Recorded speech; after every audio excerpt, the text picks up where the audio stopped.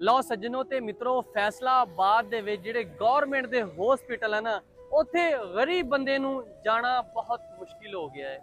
ਜਨਾਬ ਵਾਕਿਆ ਕੁਝ ਇਸ ਤਰ੍ਹਾਂ ਹੈ ਕਿ ਜਿਹੜੇ ਉੱਥੇ ਦੇ ਗਾਰਡ ਆ, ਲਵਾਹਿਕੀਨ, ਜਿਹੜੇ ਇੱਕ ਮਰੀਜ਼ ਆਪਣੇ ਉੱਥੇ ਲੈ ਕੇ ਆਉਂਦੇ ਆ, ਉਹਨਾਂ ਕੋਲ ਪੈਸਿਆਂ ਦੀ ਡਿਮਾਂਡ ਕਰਦੇ ਆ, ਔਰ ਜਦੋਂ ਪੈਸਾ ਨਹੀਂ ਦਿੰਦੇ ਤੇ ਜਿਹੜੇ ਗਾਰਡ ਆ ਉਹ ਮਰੀਜ਼ਾਂ ਦੇ ਲਵਾਹਿਕੀਨ ਜਿਹੜੇ ਆਉਂਦੇ ਆ ਉਹਨਾਂ ਤੇ ਤਸ਼ੱਦਦ ਕਰਦੇ ਆ, ਬੀਬੀਆਂ ਤੇ ਵੀ ਮਾਰਦੇ ਆ, ਬੰਦਿਆਂ ਨੂੰ ਵੀ ਮਾਰਦੇ, ਕਿਸੇ ਨੂੰ ਕੋਈ ਮਾਫੀ ਨਹੀਂ ਦਿੰਦੇ।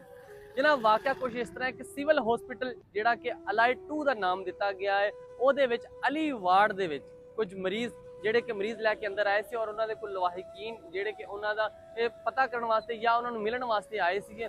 ਔਰ ਜਦੋਂ ਗੇਟ ਤੇ ਆਉਂਦੇ ਸੀ ਤੇ ਜਿਹੜਾ ਗਾਰਡ ਸੀਗਾ ਹਰ ਵਾਰੀ ਕਹਿੰਦਾ ਸੀਗਾ ਪੈਸੇ ਦਿਓ, ਪੈਸੇ ਦਿਓ, ਪੈਸੇ ਦਿਓ।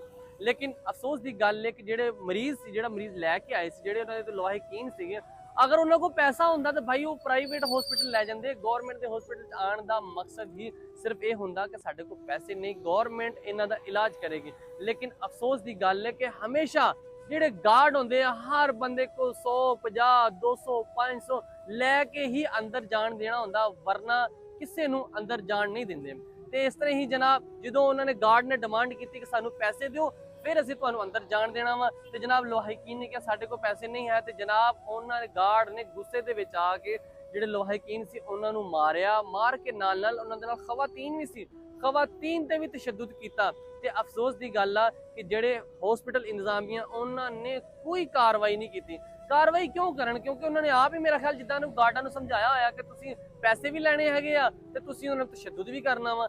ਫਿਲਹਾਲ ਤੁਸੀਂ ਜ਼ਰਾ ਇਹ ਵੇਖੋ ਕਿੱਡੇ ਅਫਸੋਸ ਦੀ ਗੱਲ ਆ ਕਿ ਫੈਮਿਲੀ ਆਂਦੀ ਹੈ, ਔਰ ਫੈਮਿਲੀ ਜਦੋਂ ਆਂਦੀ ਉਹਨਾਂ ਨੂੰ ਆ ਕੇ ਤਸ਼ੱਦਦ ਕਰਦੇ ਆ।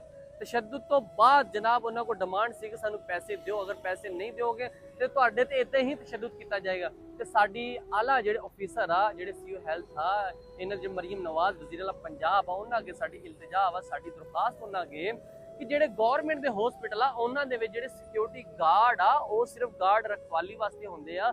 ਮਤਲਬ ਕੋਈ ਦਹਿਸ਼ਤਗਰਦੀ ਦਾ ਵਾਕਿਆ ਨਾ ਹੋ ਜਾਵੇ, ਕੋਈ ਹੋਰ ਕੋਈ ਵਾਕਿਆ ਨਾ ਹੋ ਜਾਵੇ। ਲੇਕਿਨ ਅਫਸੋਸ ਦੀ ਗੱਲ ਆ ਗਾਰਡ ਸਿਰਫ ਪੈਸਾ ਲੈ ਕੇ ਹੀ ਮਰੀਜ਼ को जान देंगे, वरना पैसे तो बगैर मरीज को नहीं जान देंगे।